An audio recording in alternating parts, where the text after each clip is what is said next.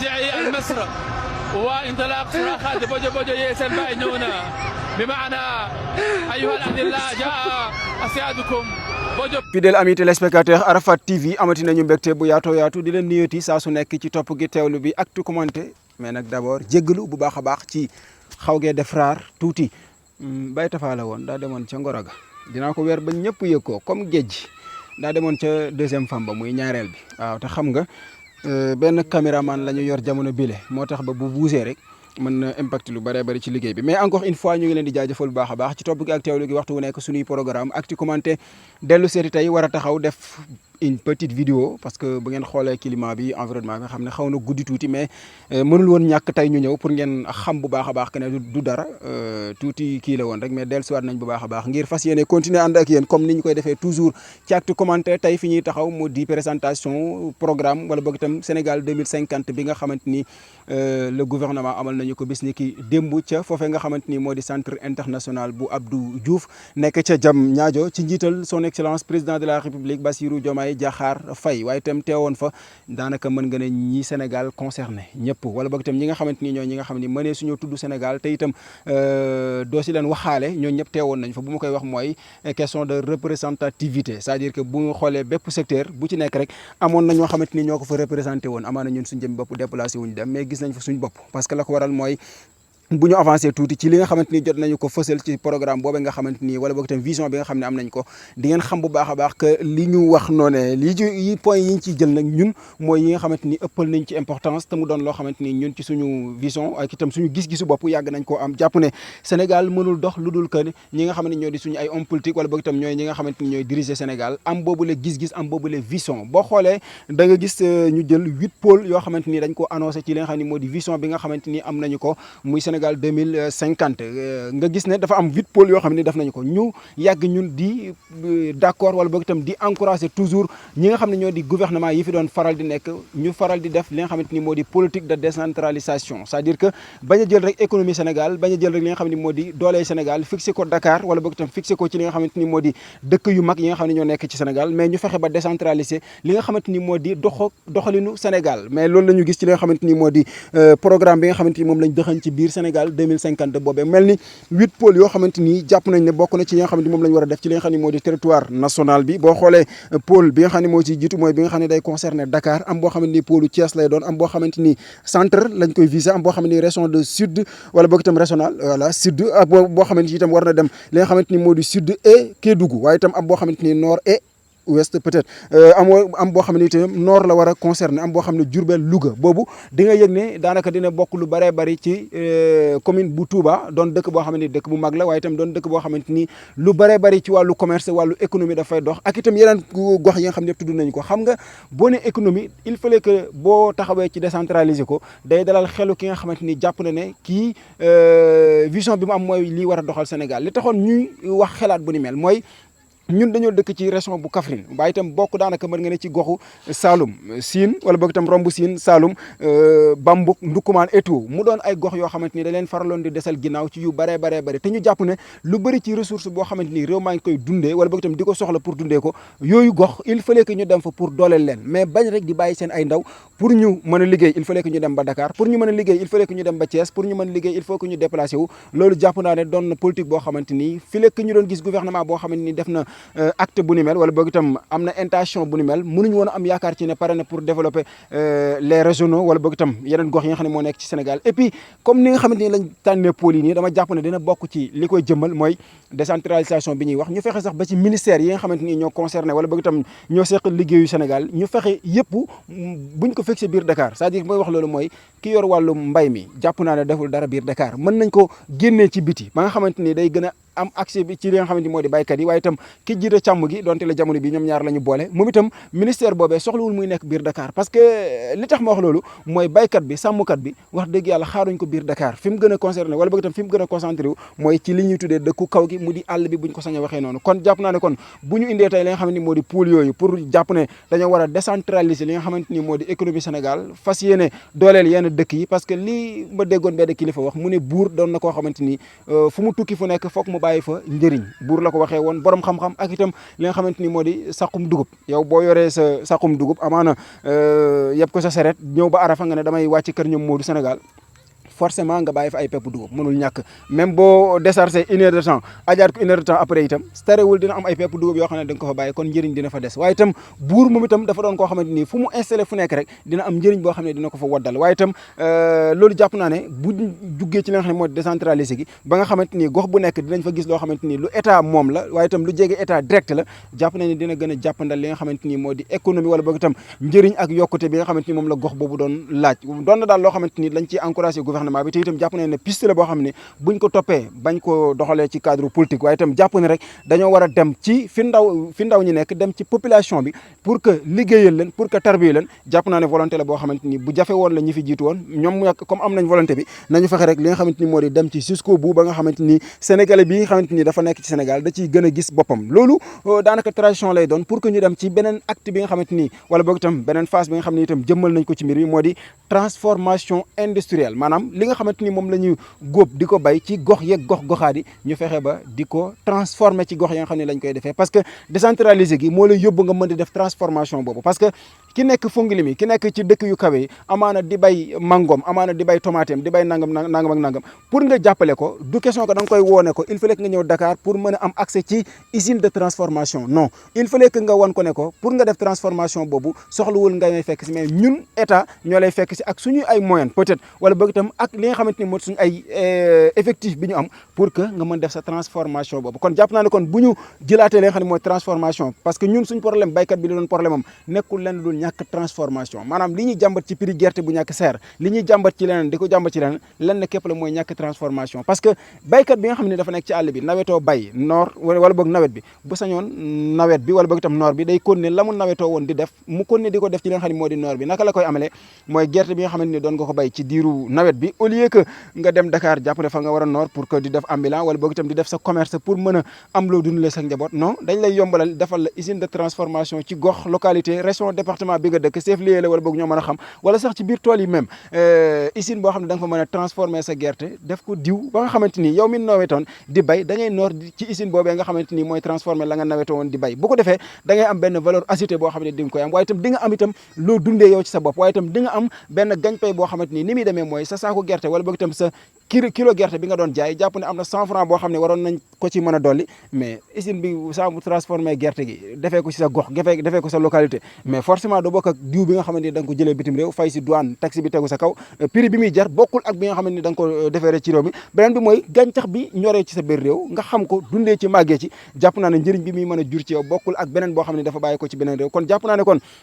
transformation boobu moom itam ñu gën ci taxaw bu baax a baax ni ñu ko industriel boobu niñ ko waxee ci programme bi ñu fexe ba jëmmal ko ba nga xamante ni baykat bi dafa am xel mu daal ci ne sama mbay teguwul rek ci teret neex na wala boog itam jënd nañ gerte ki prix bu seer même buñ jëndul kilo bu seer mais da ngay dabu ji segal sa gerte ci gox bi nga nekk après mën a jaay diw gi waaye itam da ngay dabu ji leneen ak leneen yoo xamante ni jàpp naa ne li muy concerné ak itam ñi ci mën a gis seen gañ-pay dina bari trop parce que ku nekk boo sañoon fi nga nawet doon fa liggéey mu doon sa dëkk nekk sa gox nekk sa village sa commune la sa département la boo sañoon noor bi foofu nga koy passé te itam dafa waral toujours ndaw li mën a impliqué wu waaye itam doon koo xamante ni kuy maîtriser domaine bi mu nekk la bu may wax loolu mooy da nga doon gis koo xamante ni dafaa nawetoo mbay mais noor bi dafaa dem jàngi commerce bu ma waxee loolu mooy noor bi xam na ne du day continuer di defi commerce mais day dugg ci commerce bees pour lan passé si li nga xam ne moo di nooram amaana fi muy demee bay maîtriser commerce bi yoonu commerce bi ci la nawet di ñëwaat mu arrêté waat ko après ñëwaat ci mbay mi léegi bu nekkaatee ci mbay mi après bu mbay nawet jeexaat mu demaat recommencer waat li nga xam ne moo di commerce bi da ngay yëg ne amul benn domaine boo xamante ni maîtriser na ko à 100% daanaka da ngay gis ne rek daf ciy passé temps am wut ci lu muy dundee lu muy lekk lu muy naan lu muy fayee location mais pour mu am ci loo xamante ni lu muy investir ci boppam la lu muy defaree ëllëgam la lu jafe-jafe la loolu mu ngi ko mën a amee rek nga jàppale ko yow gouvernement ci li nga xamante ni mooy la mu doon bay mu mën di ko transformer ci gox ba nga xamante ni fa la dëkk jàpp naa ne loolu lu am solo la kon yaakaar gën naa feeñ waaye itam yaakaar gën naa am bi nga xamante ni fësal nañ mbir mi donte la nag ñi nga xam ne ñoom amaana peut-être ñooy gan ci mbir yi ñoom lay doon lu bees ci seen ay nopp wala boog itam ñi gëmutoon ne projet am na comme ça mais ko xam politique Pastef xam discours Ousmane Sonko yim yàgg wax démb ak barki démb jàpp naa ne lu ni mel doon na loo xamante ni fësal ko dafa doon rek loo xam ne lu mënul ñàkk la parce que lu ñu digalee woon askan wi la mais ñëpp xam nañ ne seen programme seen politique seen bëgg-bëgg lii la doonoon moo taxoon choix bi askan bi defoon ci ñoom ñu defoon ko ci ñoom bi fi ñu jeexalee itam muy bu am solo mu di wàllum éducation ñu taxaw ci bu baax a baax parce que suñu régime yi passé daanaka ni ñu doon caricature sénégalais bi dafa doonoon benn caricature boo xamante ni ki amul alal du mën a accès ci li nga xam ne moo di éducation waaye itam du am accès ci li nga xamante ni moo di formation te jàpp naa ne néew alal néew koom-koom sa papa doon koo xamante ni doonul milliardaire wala millionnaire warulaa xeñ nga nekk ci réew di ñàkk xam-xam parce que sa papa amul alal waaye itam di ñàkk formation parce que sa papa amul alal loolu jàpp naa ne erreur la boo xamante ni suñ gouvernement yi weesu ci wàllu éducation doon nañ ko ci def yoo xamante ni lu ñu war a corriger la ñoom nag le fait que ñu taxaw jàpp ne ñoom ñëpp dañoo jaar ci école publique ñoom ñëpp ñu jàpp ne dañoo jaar ci sénégalais lambda bi fi mu jaar ci suuf ba tax ñu yegg si jàpp ne dañoo war a jàppale ñooñu ba ñu mën a am accès ci éducation am ko ci formation jàpp naa ne lu extraordinaire la beneen bi ci gën a extraordinaire nag mooy naka la ñuy mën def ba intégrer suñu langue nationale ci li nga xamante ni moo di suñu système éducatif c'est-à-dire que sénégalais bi dafa nekk ci biir réew mi mën na def 13 ans mën na def 15 ans ñu ne ko yaa ngi jàngi école sa papa di la fayal et tout def lépp mais buñ la laajee loo mën ba léegi dañ naan la mën a goo dara parce que ba léegi yaa ngi doon jàngal langue jàmbur kon naka la ñuy mën def ba nga xam ne suñu ay langue dañ ciy fexe di jàngal suñu ay ndaw xam ne du ñu taxaw di leen jàngal langue mais xam-xam la ñuy fexe ñu jàngi c'est-à-dire que ndaw li bu duggee ci école bi olof la dégg mais nañ ko jàngal xam-xam bi mu soxla ci langue bi nga xam ne la dégg waaye itam bu suwaayee dem defi français bu soit dem defi anglais voilà loolu liberté boppam la option boppam la mu topp ko mais ki nga xam ne xam-xam moo ko tax a jóg wala mën-mën moo ko tax a jóg kooku bu ñu ko xeeñ temps wala boog itam di jël ci dundam loo xamante ni diir bu yàgg la boo xamante ni day def 15 ans yoo xamante ni day doog a am diplôme am mu di bac après dem université def fa quelque temps ñu ne ko léegi da ngay doog a choisir ban matière nga bëgg ñu jàngal la loolu jàpp naa ne benn erreur la boo xamante ni ñu bëree bëri jamono bi ñu ngi dund waaye itam ñu bëree bëri jaar nañ ci système boobu te xam nañ bu baax a baax que ne système la boo xamante ni bu échoué la parce que nit ki boo génnee 15 ans génnee 20 ans ci li nga xam ne moo di carrière am jàpp naa la cee des dina néew lool kon loolu li ñu ci mën a génne rek mooy décomplexé d'abord ci li nga xamante ni moo di suñu ay langue nationale ñu fexe di ko jàngalee suñu ay nit waaye itam fexe ba nit ki bu demee débuté am njàngam nañu ko may mu choix xool ba xam ku bëgg liggéey la wala bëgg itam ku bëgg topp am njàngam la defarkatu téléphone yaa ngi fi keneen ak keneen a ngi fi nit ki bu dee dafa am tuuti xam-xam rek jot na nga xool ban domaine nga ko mën a former ba mu bëgg moom ngir nga former ko ci ba nga xamante ni ëllëg buy am diplôme itam day fekk mu am lu mu mën loo xamante ni même bu xëyee bis bëgg bàyyi jàng day mën dem defi loolu mais yaa ngi fii gis ñoo xamante ni dañ naan la maa ngi ak sama diplôme tel mais cag-cag lay def maa ngi fekk sama diplôme tel mais ambulant lay def parce que amul lenn loo xamante ni war na ko mën def en réalité loolu jàpp naa ne échec la boo xamante ni suñu système éducatif bi def na ko waaye itam beneen boo xam ne gën na ci am importance te ñoom ñu situé ko ci li nga xamante ni moo di seen biir programme boobu la jàpp naa ne war a soññaat doomu daara yëpp mooy intégration boobu dafa concerné waale les doomu daara maanaam ñi nga xamante ni dañoo génnee ci école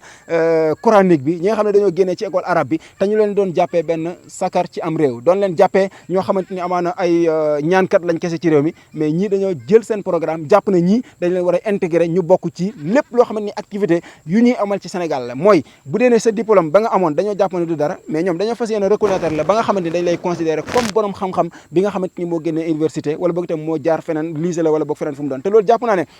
nga def ko Sénégal mooy delloo nga mbattu ci ndaali parce que Sénégal c'est un pays boo xamante ni mën nga ne li ko dëgëral li tax Afrique yëpp xàmmee ko xool ko bët jàpp naa nag li ci ëpp doole dëgg-dëgg mooy suñu ay nitu diine suñu ay kilifay diine yi nga xamante ni amul benn diplôme boo xam ne bind nañ leen ko mais foo tudd seen xam-xam ci àdduna ñu reconnaître leen ko est-ce que Cheikh Seydi Hadji Malick da nga mën a wax ne reconnaissance bi mu am partout dans le monde da ko am ci diplôme bu mu am non est-ce que ku mel ni Cheikhul Khadim reconnaissance bi mu am partout dans le monde est-ce que daf ko am ci diplôme boo xam ne jox nañ ko ko non mais est-ce que am na kenn ku sañ a wax ne amul xam-xam est-ce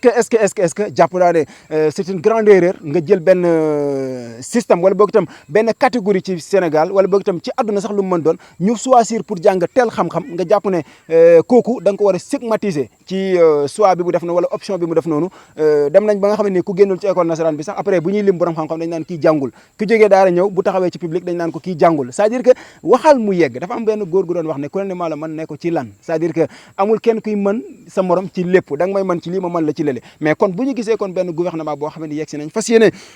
intégré li nga xam ne moo di les doomu daara daara waaye itam diplôme arabe bi nga xam ne moom la ñu am ñoom doomu daara yi ñu fas yéene mu jëriñ leen dara lu dul rek toog ci ay daara di jàngale parce que dem nañ ba jàppit ne ku jógee ci daara rek jàngale kese nga war a mën def te jàpp naa ne itam politique gu Pastef dafa feeñal lu bëri ci côté boobu mooy les doomu daara li ëpp ci xel yu sell li ëpp ci détermination mën nga ne ci seen loxo la nekk boo xoolee am na kuréel goo xam ne mu ngi ci biir Pastef Modap mën nga ne participation yi ñu amal ci li indi président Diomaye Faye ci li nga xam ne moo di nguur jàpp naa ne amul benn organisation bu mu mën a doon ci biir Pastef boo xam ne ni def nga ko kon loolu jàpp naa ne kon pour que nga reconnaître ko nekkul lu jafe amul soxor amul añaan lenn képp la mooy bul siis bul jàpp ne ñii dañoo doon ñoo xamante ni dañoo doon ñoo xam ne ñu suufe lañ ci réew mi mais cër yi ñu am da nga war a xam ne carrément lu ñu mérité la nekkul loo xamante ni leneen ak leneen la mais dañoo sonn jaar fi ñëpp jaar am xam-xam bi ñëpp am waaye itam am mérite bi am dignité bi kon jàpp naa ne kon bu amee benn régime bu yegg si jàpp ne war na am reconnaissance boo xam ne dina ko def ci ñi jàng alxuraan la ñi jàng arabe la ñi jàng comme ça te nag ñoo yor xam-xam bi gën waaw parce que jàpp naa ne Yonent bi sallallahu alayhi wasallam moom bañ ko laajee ka gën daf ne woon xayrukum man ta'allama al-Qur'ana wa 'allamahu maanaam ki jàng alxuraan ci yéen xam ko et puis noppi di ko jàngale léegi nag kooku noonu boo toggee ci ab société jàpp ne kooku da nga ko war a stigmatiser kooku da nga ko war a seppi sànni ci say activités yi ngay amal seppi ko sànni ci li nga xamante ni moo di doxalinu réew moomu jàpp naa ne mooy pareegoo pour réew moomu développé kon loolu jàpp naa ne rek benn partition la boo xamante ni war na gën a yee wala boog itam benn acte la boo xam ni war na gën a yee ñi nga xamante ni moo di njabootu daara ak ku mu mënta doon ak foo mënta doon nga xam ne ñi ak exemple bi ñu joxe nekkul rek kaddu politicien boo xamante ni dafay def promesse électorale wala comme ça parce que dafa yegg si au pouvoir pour que confirmer ko bu yemoon rek ci li nga xamante ni bu yemoon ci li nga xam ne moo di kaddu yañ ci doon wax ci ay élection wala boog doon ko wax ci wàccaayu élection da nga naan bon ñii dañuy politiquer daara yi bëgg gagner sympathie wu njabootu daara wala comme ça mais yegg si au pouvoir dëggal ko ci seen biir programme jàpp naa nag wax dëgg yàlla sappo ak li nga xam ne moo di programme Pastef parce que nag guléet itam ci Sénégal ma gis benn kuréel politique boo xam ne nii yegg si na ci li nga xam ne moo di campagne élection présidentielle sa programme nga sañ a jël les doomu daara ne leen li ma programmé pour def ko ci daara yéenay lëlu seen bopp ngeen tëju seen biir ngeen bind ko ngeen génne ko jox ma ko ñu génne leen ko jox leen ko proposé leen ko ñu accepté ko wala de ko boole ko seen biir programme muy Modap gi nga xamante ni muy bokk biir Pastef kon jàpp naa ne kon loolu nekkul loo xamante ni volonté bu bees la waaye itam nekkul loo xamante ni volonté bu leen dab la bi ñu yegsee au pouvoir mais dañ ko doon campagne politiquer ko bi ñu yegsee dëggal ko jëmmal ko mu doon loo xamante ni gëm-gëm la bu am solo boo xam ne jàpp nañ nekk ci ñoom waaye itam jàpp nañ ne war na gën a dolli ñi nga xam ne moo di njabootu daara ñu xam bu baax a baax que ne desuñu ginnaaw benn yoon desuñu ginnaaw nag buñ leen nit di forcer pour que ngeen bañ a des ginnaaw da ngeen ci yéen tamit forcer seen bopp c'est-à-dire que mooy yitte da ngeen amoon benn yokku leen ko fukk yokku leen ko ñaar fukk yokku leen ko comme ça ngir ñii gën a am majorité wala boog itam ñii am majorité assemblée nationale parce que doxalinu ñooñ daara jàpp naa ne ku mu dérangé wul ak itam gëm-gëmu ñooñ daara ku mu dérangé wul ba nga mën a jël ñooñ daara dugal ci sa liste nationale pour que ñu dem assemblée ba nga mën a jël ñooñ daara ne seen diplôme da nga koy intégré waaye itam intégration num njàng ci li nga xam ne moo di éducation nationale bi bon jàpp naa ne kooku fas nga yéene jubal parce que nag ñooñ daara du ñëpp xajoo ak ñoom waaye itam ñi fi nekkoon ci système bi jàpp naa ne xajoo wuñu ak ñooñ daara ñañ xajooloon mooy ñi nga xam ne nangu nañoo doon seen ay naata xuna nangoo doon seen ay bëkk nekk nangoo doon ñoo xamante ni buñ dajewee ak ñoom dañuy falsifier ay yi comme na ko Mame Abdou Aziz Dabakh doon waxee di ko firee ni neex autorités yi pour que njëriñ li nga xam ne ñu ngi koy xaar ci ñoom encore une fois mënuñoo dëxañ li nga xam ne ni moo nekk ci programme bi parce que risque na tellement façon risque boo xamante ni ku ko gis am ci tuuti déngi booy am maa ngi dégg nag quelques bojo yu ne bon dafa am kuñ fay après mu bindal leen ko wala comme ça mais sénégalais bi nga xamante ni xamoon na politique gu Pastef xamoon discours Ousmane Sonko mais na déglu programme bi mu déglu Ousmane Sonko en 2016 déglu ko 17 18 19 mais jàpp naa ne discours ba mu doon dégg ci Ousmane Sonko la ci desoon rek mooy ñu bind ko ci ay téere amaana peut-être bu dee ku mel ni Cheikh Yérim Seck mais xam nga ne boo ci génnee ay kàcc moom ci boppam xam na ne janoo na ak Ousmane Sonko la mu doon dégg Ousmane Sonko doon wax ci livre solution en 2018 bi mu koy présenté mais bu kàccul xam na ne la ca ëpp mooy li mu gis ci vision 2050 bi la léegi nag bu taxawee ne dañoo fay quelque personne tel ñu def ko mais dañuy sant yàlla bi nga xamante ni bu ñuy fay même bu ñu doon fay envisagé maanaam du dëgg mais même bu amoon kan lañ fay ab sénégalais mais Macky Sall PSE bi nga xamante ni moom la doon présenté sénégalais yi te faloon na 2012 13 14 mu door ko génne mais fayul sénégalais yi ay milliards la ci fay te fayu ko doomu sénégalais kon même que bu doon loolu la démb nag dégg naa ku ne ki ko bind Ndiaye la sant ma ne ko waaye effectivement wax na dëgg parce que Sénégal moom Ndiaye la sant te programme boobu sénégalais yi ñoo ko bind man ci ñi ko bind la bokk Modou bi Jeno ak moom ci ñi ko bind la bokk yow mi may suivre ci ñi ko bind nga bokk bu may wax loolu mooy ku ko lire wala boog tam ku déglu programme bi ak ni ñu ko présenté mais xam nga ne li ci grand place yi njàmbatu sénégalais yi li ci baykat bi li ci étudiant bi li ci élève bi li ci